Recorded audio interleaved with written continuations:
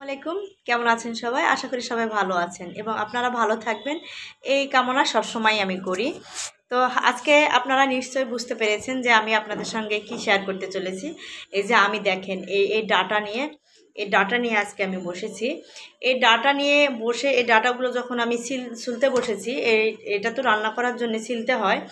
তো এই ক্ষেত্রে আমার একটা কথা কিন্তু মনে পড়েছে, আর এই কথাটা শেয়ার করার জন্য মূলত আপনাদের সামনে আমার আসা। আপনারা অনেকেই জানেন যে আমি গ্রামের মেয়ে। আমি ছোটোবেলা থেকে গ্রামে বড় হয়েছি এবং এখনও আমার জীবনের বছর গেলে কিছুটা সময় হলেও আমি গ্রামে অবস্থান করি। সেই ক্ষেত্রে দেখা গেল যে এই জিনিসগুলো যেগুলো আর কি গ্রামে অনায়াসে পাওয়া যায়, এই যে ধরুন যে সজনে ডাঁটা, তারপরে বিভিন্ন ধরনের শাক সবজি যেগুলো আর কি কিনে খেতে হয় ঢাকা শহরে, সেগুলো নিয়ে কথা না বললেই না। এই সজনে ডাঁটা আজকে আমি যখন বাজারে কিনতে গেছি তখন যখন শুনেছি 220 টাকা কেজি, তখন কেমনটা লাগে বলেন? 220 টাকা কেজি। ছোটোবেলায় যখন এই ধরেন যে বাংলা যদি বলতে যায় তাহলে ফাল্গুন চৈত্র মাস, আর ইংরেজিতে যদি বলতে যায় মার্চ এপ্রিলের দিকে, এটা কিন্তু খুব বেশি অ্যাভেলেবেল থাকে গ্রামে।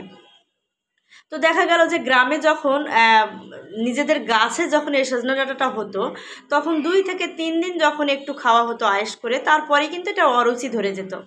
কারণটা কি? একটাই কারণ, সেটা হচ্ছে এটা খুব বেশি অ্যাভেলেবেল ছিল, এটা কিনতে যেতে হতো না। একদম বাড়ির আশেপাশে খলানে এখানে সেখানে যে গাছ লাগানো হয়ে থাকে, সে গাছেই কিন্তু এটা খুব বেশি পাওয়া যায়। এ কারণে এটা কিন্তু আর খাওয়ারও ইচ্ছে করে না। কিন্তু আজকে যখন আমি বাজারে যেয়ে এটা যখন আমি 220 টাকা দরে যখন কিনতে গেছি, তখন মনটা কি বলেছে জানেন? যে এটা যদি হতো তাহলে শান্তি করে এই রমজান মাসে মনে হয় ভাত খাওয়া যেত।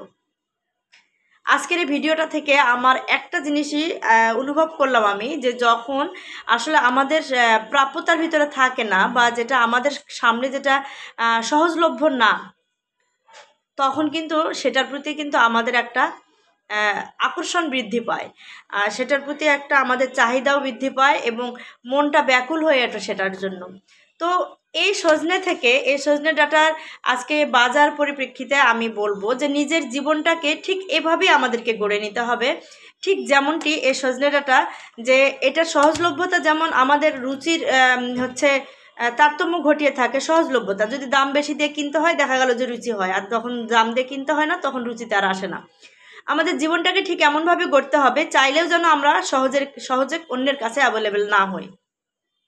আপনার গুণের কদর থেকে শুরু করে আপনি কেমন কি সমাচার সব মিলে আপনার সব ধরনের কাজে বা আপনার অন্যের প্রতি সহানুভূতি সব মিলে যে আপনার কদর, সেটা না চাইতেই যদি আপনি অন্যের কাছে খুব বেশি সহজলভ্য করে ফেলেন, যে সহজে যেটা পাওয়া যায় আর কি, চাইলেই পাওয়া যায়, এই ধরনের যদি আপনি করে ফেলেন নিজেকে, তাহলে দেখা গেল এই সজনে ডাঁটার মতো হয়ে যাবে। তাই বলবো যে যতটা পারেন নিজেকে খুব বেশি সস্তা না বানিয়ে, সহজে মানুষের কাছে অ্যাভেলেবেল না বানিয়ে, একটু নিজের কদরটাকে নিজে বুঝিয়ে চললে চেষ্টা করুন, তাহলে দেখবেন যে আপনার কদরও দিন দিন বেড়ে যাবে।